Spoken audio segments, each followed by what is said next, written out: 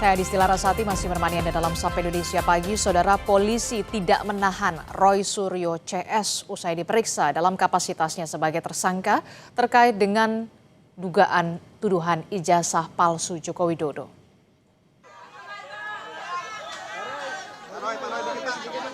Ketiga tersangka diperiksa selama lebih dari 9 jam terkait dugaan pencemaran nama baik dalam kasus tudingan ijazah palsu Jokowi. Dirkrimum Polda Metro Jaya, Kombes Iman Imanuddin menyatakan ketiga tersangka tidak ditahan karena mengajukan ahli dan saksi yang meringankan.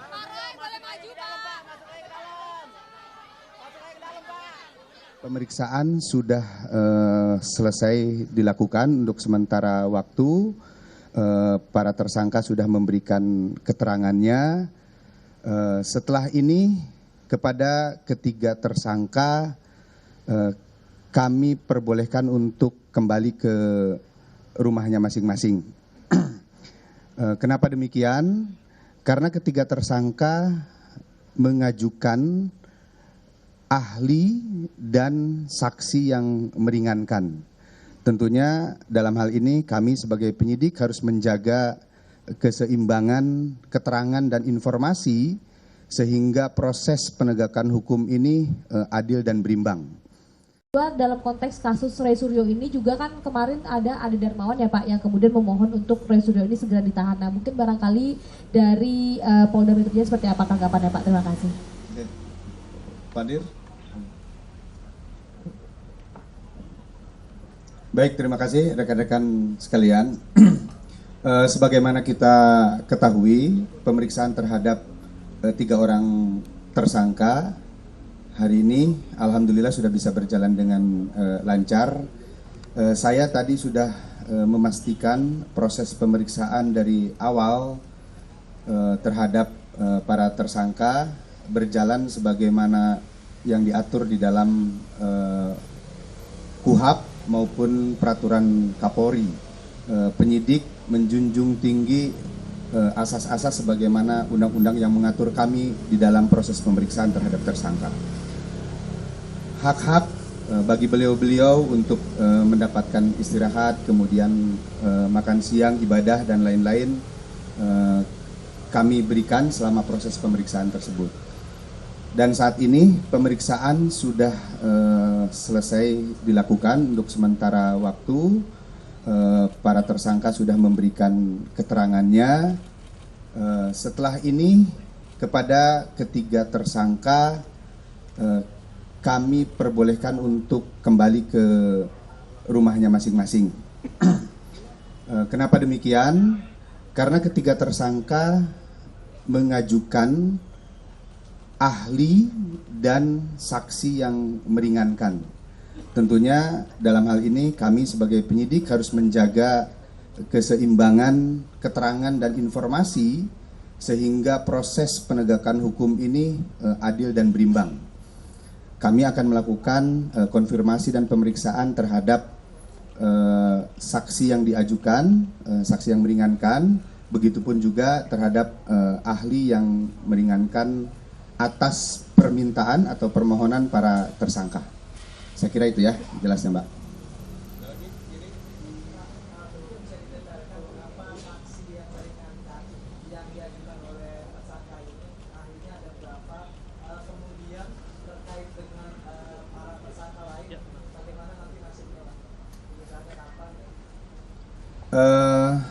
Untuk ahli yang diajukan oleh para tersangka ada 2, kemudian untuk saksi yang meringankannya ada 3. Dan kami akan segera melakukan permintaan keterangan terhadap para saksi dan ahli yang dimohonkan oleh para tersangka tersebut. Cukup ya? Cukup ya? Terima kasih. Terima kasih rekan-rekan. Ini sebagai bentuk wujud bahwa Polda Metro Jaya tetap melakukan peningkatan di dalam pelayanan publik dan personil penyidik juga tetap harus dalam situasi humanis melaksanakan tugas pokoknya. Sekali lagi terima kasih rekan-rekan sekalian. Wabillahi taufiq wal hidayah. Wassalamualaikum warahmatullahi wabarakatuh. Om Santi Santi Santi. Apa yang ditakuti oleh Jokowi saat ini? Pemakzulan Gibran.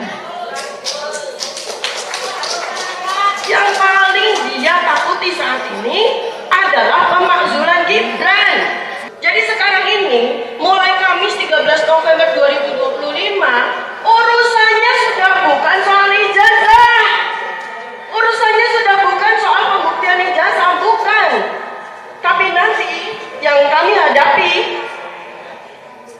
adalah bagaimana orang jahat itu membuktikan kami melakukan ujaran kebencian.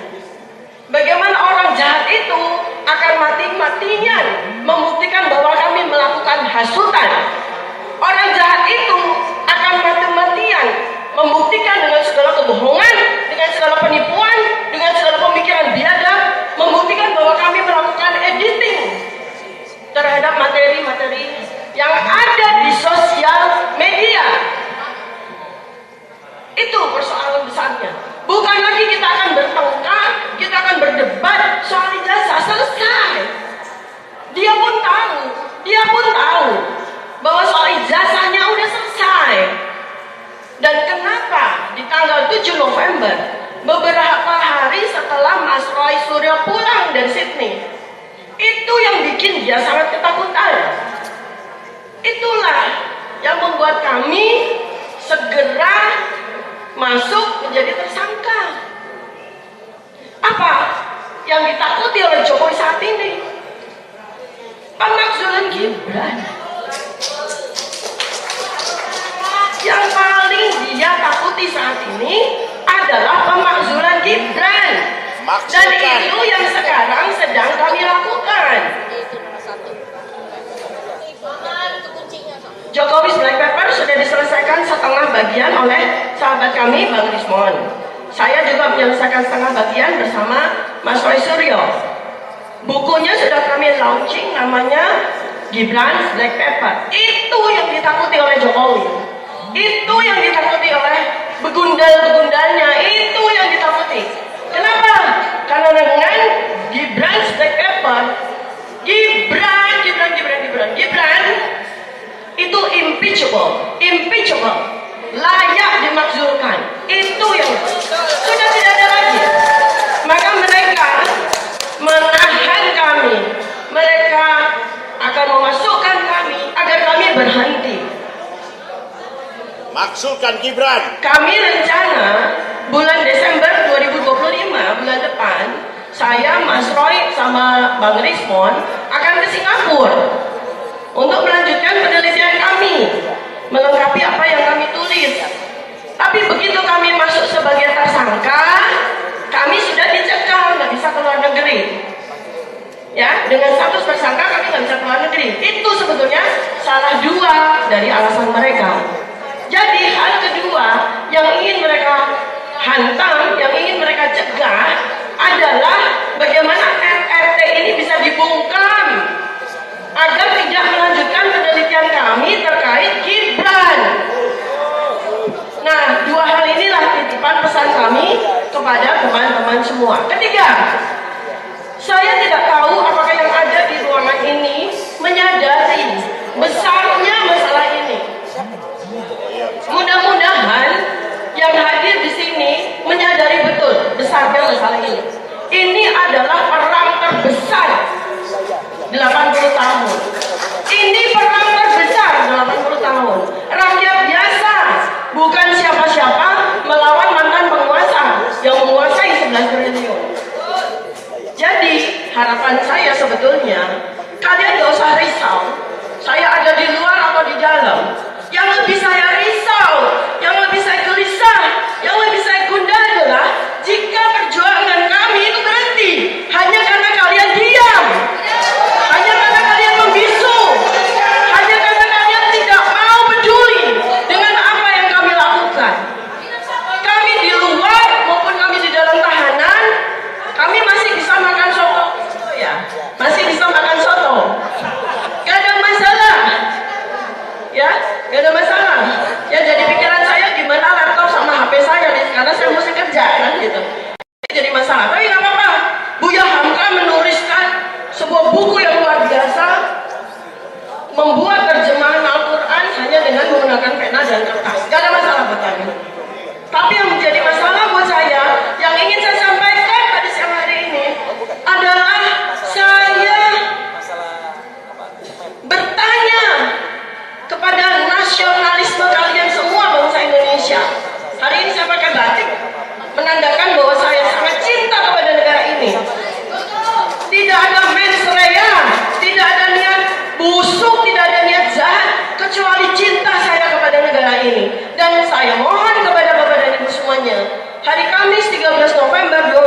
saya nggak peduli saya pulang apa tidak. Karena perjuangan saya tidak akan berhenti dimanapun saya berada. Mau saya dikunci di kotak, mau saya dikunci di gua, nggak peduli. Karena saya yakin perjuangan saya insya Allah mendapatkan ridho Allah Subhanahu Wa Taala, dan selalu ada jalan bagi lanjutan perjuangan ini. Yang saya khawatirkan sekali lagi adalah rakyat Indonesia. Ketika ada 3 orang pemberani sudah memartirkan diri, sudah mewakafkan diri untuk memulai perjuangan ini, untuk mulai peperangan ini, akankah kalian berhenti? Akankah kalian diam saja? Akankah kalian tidak terusik untuk bersama dengan kami meneruskan perjuangan ini? Sekian, terima kasih. Allahu Akbar. Allahu Akbar. Allahu Akbar. Assalamualaikum warahmatullahi wabarakatuh. Polisi tak melakukan penahanan terhadap Roy Suryo CS usai diperiksa dalam kapasitas sebagai tersangka tuduhan ijazah palsu Joko Widodo. Ketiga tersangka diperiksa selama lebih dari 9 jam terkait dugaan pencemaran nama baik dalam kasus tudingan ijazah palsu Jokowi. Dirkrimum Polda Metro Jaya, Kombes Imamuddin menyatakan ketiga tersangka tidak ditahan karena mengajukan ahli dan saksi yang meringankan.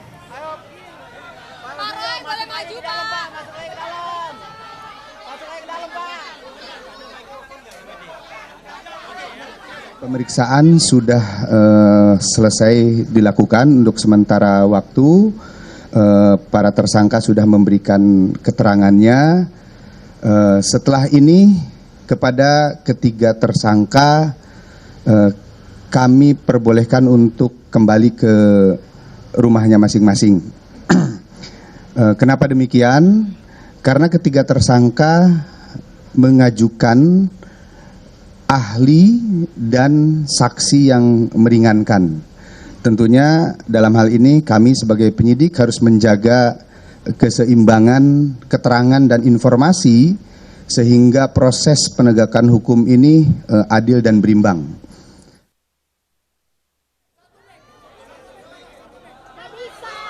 Setelah diperiksa selama 9 jam pada 13 November, penyidik Polda Metro Jaya tidak melakukan penahanan terhadap Roy Suryo CS terkait tudingan ijazah palsu Presiden ke-7 RI Joko Widodo.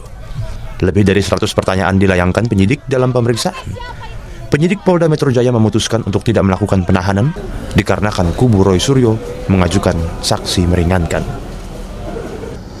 Jumlah daftar pertanyaan untuk tersangka RH ada 157 pertanyaan, tersangka RS 134 pertanyaan, dan tersangka TT ada 86 pertanyaan.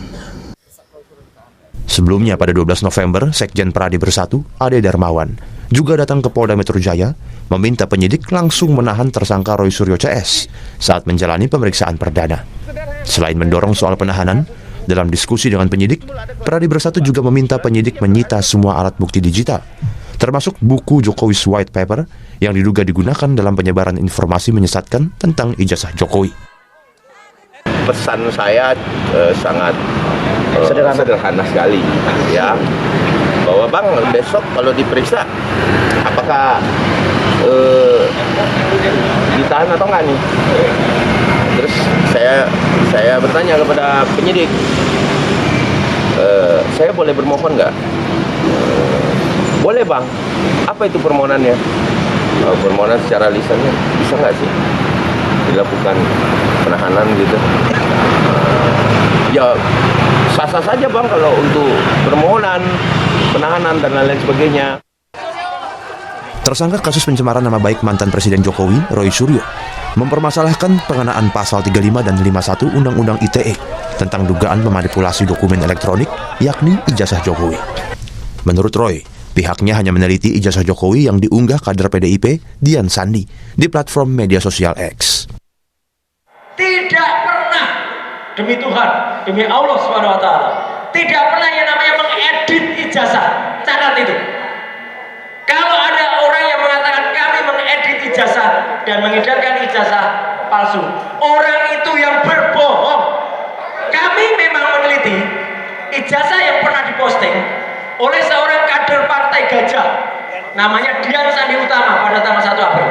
Kalau mau dikejar dengan pasal 32 dan 35, dialah harusnya. Kalau kami lakukan penelitian dengan Ella, dengan luminant gradients, yang nanti juga akan sampai oleh Dr. Rismon, itu adalah ilmiah, bukan kami mengedit. Kekhawatiran Roy, Rismon, dan Dr. Tifa yang masuk dalam klaster kedua sebagai tersangka adalah ancaman hukuman 12 tahun bila terbukti melanggar melakukan manipulasi ijazah. Di sisi lain, pakar hukum pidana Hipnu Nugroho menilai penerapan pasal 311 KUHP tentang fitnah soal kepalsuan ijazah Jokowi harus menjadi fokus pembuktian di pengadilan nanti. Dan terkait soal penahanan Roy Suryo CS, menurut Hipnu, hal itu tidak wajib. Yang agak menarik adalah yang 311. 311 ini adalah sebagai fitnah, tuduhan bahwa apa yang dilakukan itu adalah fitnah palsu. Nah, oleh karena itu sebagai cara yang terbaik 311 ini tidak hanya pencemaran tapi juga bagaimana membuktikan kepalsuan tadi. Secara subjektif adalah adanya kekhawatiran melarikan diri, menghilangkan barang bukti dan sebagainya. Nah, pertanyaannya, Polda khawatir atau tidak? Polda sudah cukup atau tidak? Karena kekhawatiran melarikan diri, kekhawatiran menghilangkan barang bukti dan dapat. Diksinya dalam konteks hukum adalah dapat, tidak wajib. Polda Metro Jaya sudah menetapkan 8 orang sebagai tersangka pencemaran nama baik tudingan ijazah palsu Jokowi. Roy Suryo masuk dalam klaster kedua bersama Rismon dan Dr. Tifa.